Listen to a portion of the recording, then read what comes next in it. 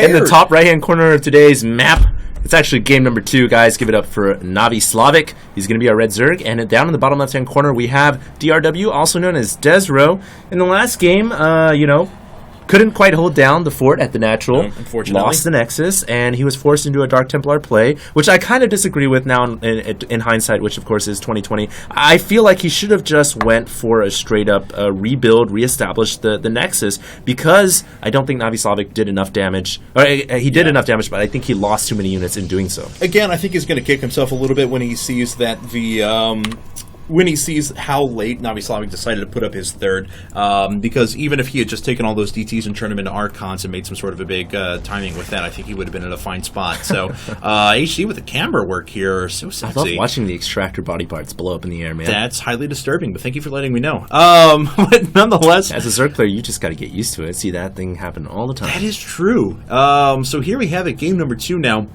And we'll see what Desrow's going to open with, if he's going to try something a little bit more risky, or if he's just going to outright play another standard game and try and Mecca his way back into this. God, you're full of the camera pans. And dude, in the beginning of the game, camera work is awesome, man. And it adds a new perspective to StarCraft 2. I guess so. What map are we even on now? No, I can't even tell. I can't even tell. It's so weird. I'm going to give you guys, let you guys know as well to keep watching our Facebook over at facebook.com/IGN Pro League. We are relaunching our community spotlight on Fridays. We are going to be dedicating at least an hour of time to the best replays in the community, so keep watching our Facebook for more information as to where to submit those. In addition, we're also going to be launching the highlight of the CSL or the Collegiate Star League content beginning on Fridays as well. And don't forget, just to let you guys know who are just tuning in, IPL Fight Club has started. It is going to feature a 1v1. It's going to be a 1v1 show match series, much like Team Arena, $500 to the winner. They stay on to take on next week's challenger.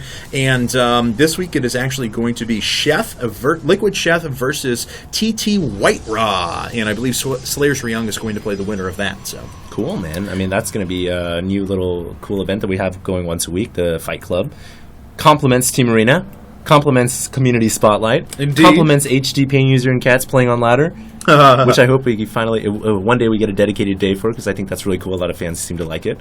Anyways, we do have the Overlord making its way over here. That Overlord, for some reason, I believe, has the ugliest face of all the Overlords I've ever seen.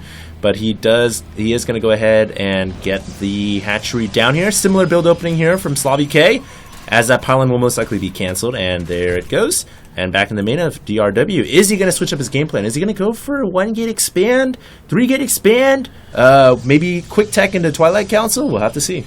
Indeed, and he's not mining off of that second gas yet. Excuse me, but it's actually similar timing to what we saw in game number 1. He was doing the exact same thing. Yeah. Where he built the gas a little bit early, but didn't utilize it, was afraid of the gas steal or something along those lines.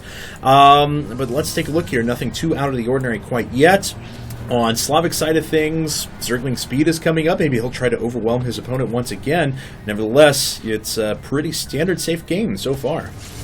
Probe goes down at the hands of the Queen inside the main as it's injecting larva onto the hatchery. Spawning pool on the way right now.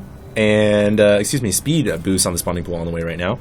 And it looks like we are going to have a 3-gate expand once again from Desrow. Now, on this map, or on the last map, Desrow did fall with the 3-gate expand, with the Sentry expand against Zergling Roach aggression. On this map, it's going to be even easier. Look how many Zerglings are coming out already once again. Yeah. He's already produced 4 or 8 now, and there's another 8 coming out at the moment. It's going to be very easy for him to deny that, as those units are going to have to pull so far out of position just to be able to take down those Zerglings that they'll easily get surrounded, and there we have it. One Zealot does get surrounded. Force field. Trying to save the Zealot at the last second, will not be able to do so, but allows the Zealot to get a couple extra kills before it falls. I really don't know about Desrow going for this 3-gate expand. It's almost seeming like he's forcing the expansion here. I mean, he already knows that Slavik K rushed him on the last map. Is he going to be able to hold it on this one? It's going to be even harder. Zerglings running in. Same deal this time around. Force field's coming down, keeping the sentries alive, but the Zerglings are going to kill off those sentries. And this is something that's different from the last battle. The sentries in the last one did not go down. This time one has already beaten the dust. Oh, so many Zerglings coming up to aid in this battle as well that Nexus has taken such a beating. And oh, he's not revealing that Zergling. That was so smart. Choosing not to reveal the Zerglings to bait the sentries out. And doesn't even need to reveal the Zerglings as the Nexus almost falls down. And now the Zerglings running in here. Those sentries are done for. Oh, no. That's every attack unit for Desrow. Look at the flood of Zerglings! Yeah, they kind of just keep coming. That base is going to get canceled here in just a second. Yeah, Desrow. They didn't even need to attack it again, and Desrow just goes ahead and gets rid of that. Oh, a few Zerglings force their way into the main. The sentry is going to fall, and it looks like the Zealot is going to take quite a bit of damage as well. This could be game. Once that force field wears off. Yeah, I think it is actually going to be Is he going to get another force field? He does, but he allows more Zerglings to run in. There's a GG from Desrow.